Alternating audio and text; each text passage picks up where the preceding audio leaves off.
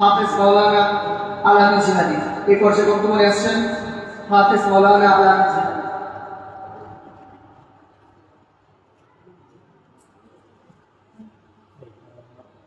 السلام عليكم الله تعالى كتب بشكره الله দোর সামনে আসা বর্ষা যোগাদারি কথা বলার কৃতিত্ব এক্ষেত্রে আমি আমার নিজের পরিচয় আছে এখনো চোখের সামনে বাসছে। আমি সংক্ষেপে বলি, আমার বাড়ির পাশে একটা বক্তব্য আছে। এই বক্তব্যে আব্দুল সামাদ ভাই এবং পুরানো ছাত্ররা গিয়ে বক্তব্য পড়ায়। এই বক্তব্যের মূল দায়িত্বে ছিলেন মনিরুল্লাহ ভাই হাবিবুল্লাহ হাবিবুল্লাহ। ওখানে প্রতি সপ্তাহে একটা অনেক ছাত্রই র্যালি মিছিল করতে গিয়ে সকালবেলা হাঁটা চলার মতো দিয়ে 4-5 জন আমার এলাকা থেকে দেশে আসছে।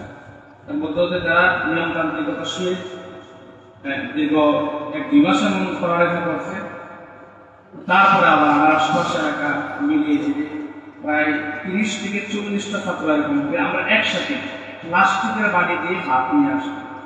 তারপর আমার বুঝে হয়েছে ওই বংশের মধ্যে এখন বর্তমানে কমি অঙ্গনের মনে হয় আমি একা আছি বা এক থেকে আর 2 জন থাকতে পারে ওই সাইডে।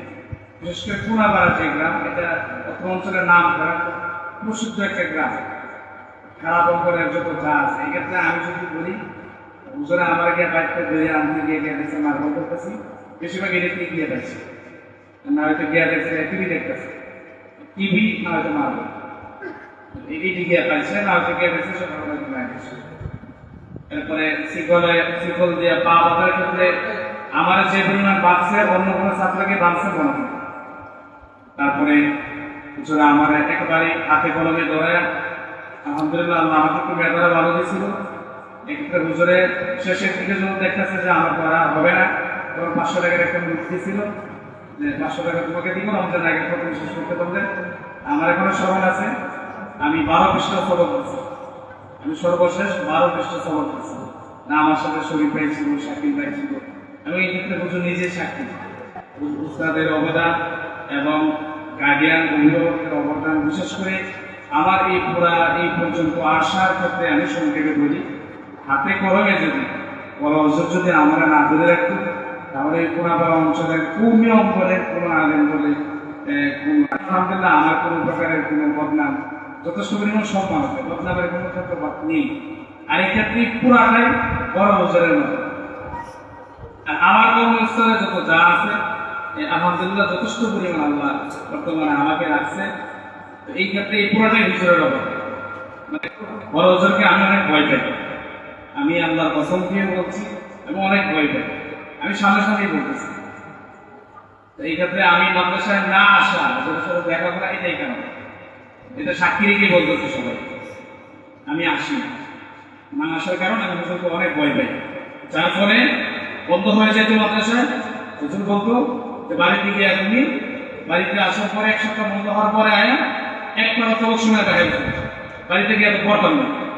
হ্যাপসে বাড়ি থেকে আসার পরে বন্ধের পরে একবার 3 দিনে 5 পৃষ্ঠা 7 পৃষ্ঠা করে শুনেছি। এই ক্ষেত্রে মাসুম সাহেব আমি সাথে নিজে সাক্ষী, আমি কি পরিমাণ ভয় পাই। এই ক্ষেত্রে হুজুরের জন্য দোয়া করি। আর আমি আসলেই অন্তর থেকে আমার এলাকায় আমি কোনো কথা বলার আগে হাফেজ মাওলানা ওমর ফারুক সাহেবের কথা বলি।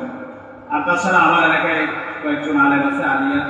এই ক্ষেত্রে আমার পিছনের সামনে নানাটারে প্রতিবন্ধকতা আছে। হুজুর আমার এলাকায় নামা যাওয়ার ক্ষেত্রেও এই প্রতিবন্ধকতা আছে। এটা ইনশাল্লাহ আমি আমার অবস্থান থেকে আমি দূর করবো ইনশাল্লাহ। এই জন্য আমি আমার নিজের হাতকে শক্তিশালী করার চেষ্টা করতেছি। আল্লাহ যদি হুজুরকে হায়াত দেয়, হুজুরকে আমার সাথে নিয়ে এই এলাকার, আমার পুনাপাড়া এলাকার সমস্ত প্রকারের যত যায় যেন সবগুলো প্রবল করবো, সব একবারে ভবিষ্যৎ করার চেষ্টা করবো। এই জন্য আমি সংরক্ষণে এগিয়ে যাওয়ার চেষ্টা করছি। আল্লাহ আমার জন্য এই কাজগুলো করার তৌফিক দান করে সকলে দোয়া করবেন। এবারে আমি আমার বক্তব্য শেষ করছি। আসসালামু আলাইকুম ওয়া রাহমাতুল্লাহি ওয়া বারাকাতুহু। মাশাআল্লাহ, জাযাকাল্লাহু খাইরান।